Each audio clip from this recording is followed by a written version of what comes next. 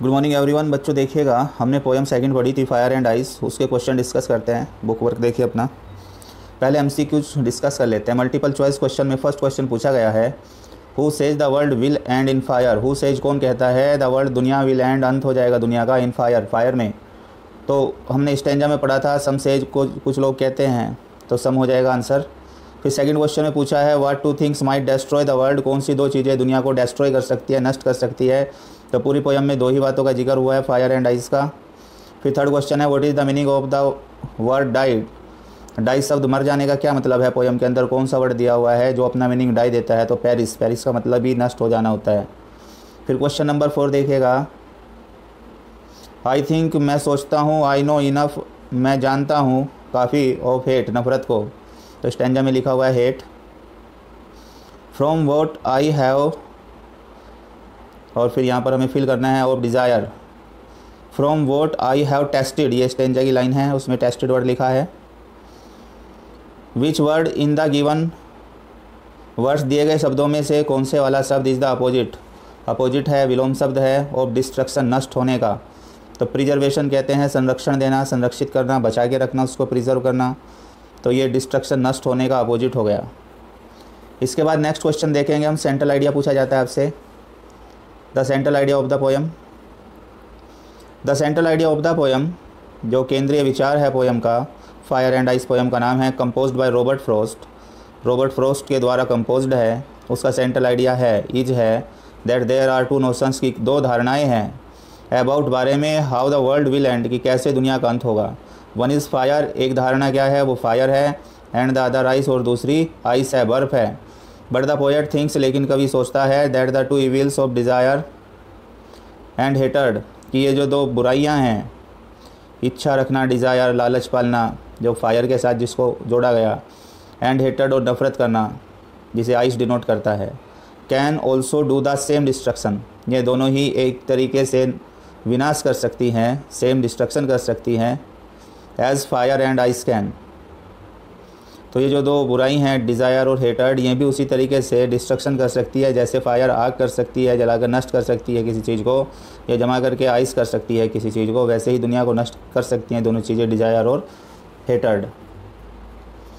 अब ये स्टेंजा है, स्टेंजा के क्वेश्चन डिस्कस करने हैं। सम से वुड सफिश तक स्टेंजा दिया है, जिसमें पहला क्वेश्चन पूछा है, right the name of the poem and that of its poet. Poem का नाम बताइए और पोएट का नाम बताइए। तो यहाँ पर पोयम का नाम तो ice and fire and ice हो जाएगा, और पोएट का नाम रॉबर्ट फ्रॉस्ट लिखेंगे आप। अभी आंसर देखते हैं, क्वेश्चन समझ लीजिए पहले। How will the world and, दुनिया का अंत कैसे होगा। तो आइदर बाई आइस और फायर, या तो वो आइस से होगा या फायर से होगा, ये आंसर में लिखेंगे। What do fire and ice stand for, यहाँ पर फायर और आइस क्या दर्शाते हैं, किस चीज़ के प्रतीक हैं ये। तो ये फायर स्टैंड्स फॉर, फायर दर्शाता है, ये प्रतीक है डिजायर का, ग्रीड का, एवराइस एंड लस्ट का। Ice stands for hatred, coldness and conflict. Rhyming scheme बतानी है पोयम की, तो राइमिंग स्कीम समझेंगे अभी। व्हाट डू सम से, कुछ लोग क्या कहते हैं, एंड व्हाट सम अदर्स, और अन्य दूसरे क्या कहते हैं। तो कुछ लोग तो कहते हैं भाई दुनिया का अंत हो जाएगा फायर से, जबकि दूसरे कहते हैं दुनिया का अंत होगा वो आइस से होगा। तो इनके आंसर डिस्कस करते हैं। देखिए बच्चों, पहले राइमिंग वर्ड्स देख रहे हैं हम। सम से the world will and in fire, तो फायर डिज़ायर, ये एक दूसरे से ताल मिला रहे हैं, ये राइम कर रहे हैं।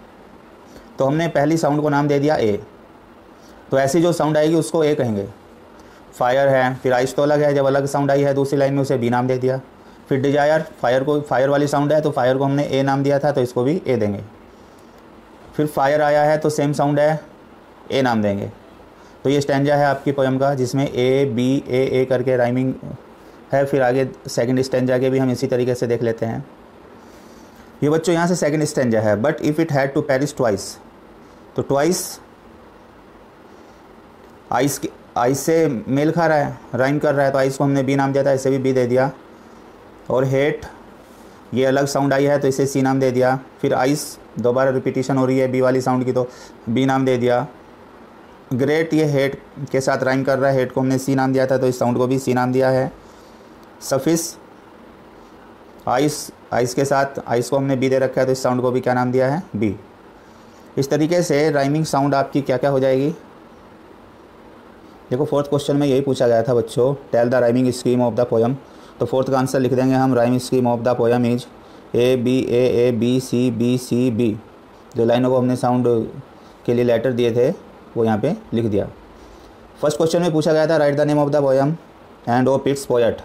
तो उसका आंसर हो जाएगा the name of the poem is fire and the ice and poet is Robert Frost. Second question में पूछा गया था how will the world and दुनिया का अंत कैसे होगा। द वर्ल्ड वुड एंड दुनिया का अंत होगा आइदर बाई आइस, या तो आइस से, और फायर या फायर से। क्वेश्चन थर्ड है what do fire and ice stand for. तो यहाँ पर fire stands for desire, fire stands for desire, desire कहते हैं इच्छा, ग्रीड लालच, एवराइस कहते हैं लोभ, या लस्ट, लस्ट कहते हैं हवस। तो फायर तो इनका प्रतीक है।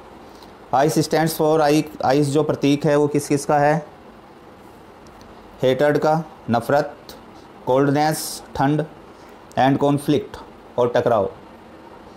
फोर्थ क्वेश्चन में पूछा गया था राइमिंग वर्ड्स, ये हमने डिस्कस कर लिया। फिर फिफ्थ में पूछा गया था व्हाट डू सम से, कुछ लोग क्या कहते हैं, एंड व्हाट सम अदर, और दूसरे लोग क्या कहते हैं। सम से कुछ कहते हैं that the world will and, की दुनिया, that the world will end, कि दुनिया का अंत होगा इन फायर, फायर में, एंड अदर से, और दूसरे कहते हैं that world will and in ice, की दुनिया का अंत आइस में होगा। तो ये सारे क्वेश्चन हमने डिस्कस कर लिए इसके। यहाँ आकर के आपका ये लेसन कंप्लीट हो जाता है। कुछ एक्स्ट्रा नॉलेज के लिए हम और MCQs डिस्कस कर रहे हैं जो स्टैंजा में से बनाए गए हैं, वे एडिशनल। देखिए बच्चों एक्स्ट्रा क्वेश्चन देख लेते हैं कुछ। ये पहला स्टैंजा है, सम से the world will and in fire. कुछ लोग कहते हैं कि फायर में अंत होगा दुनिया का, कुछ कहते हैं आइस में होगा। और जो चीज़ मैंने टेस्ट की है वो क्या है, डिजायर, और मैं उन्हीं के साथ हूँ जो फेवर करते हैं फायर का। तो इसमें क्या क्वेश्चन पूछे गए हैं, the poet of the given lines is, poet कौन है इन लाइनों का। तो आंसर में क्या लिखेंगे हम, रॉबर्ट फ्रॉस्ट। और फिर आगे बच्चों देखिए, the poem expresses that world would and in, poem व्यक्त करती है कि दुनिया का अंत हो जाएगा। वो कैसे होगा, आइदर बाई आइस और फायर, या तो आइस में होगा या फायर में होगा। फिर नेक्स्ट है poet compares the fire and ice, poet compare करता है फायर की और आइस की विद द डिस्ट्रक्टिव फीचर, नष्ट होने वाले फीचर के साथ, of human emotions and desire, मनुष्य का जो इमोशंस है, डिजायर है, उसके साथ में।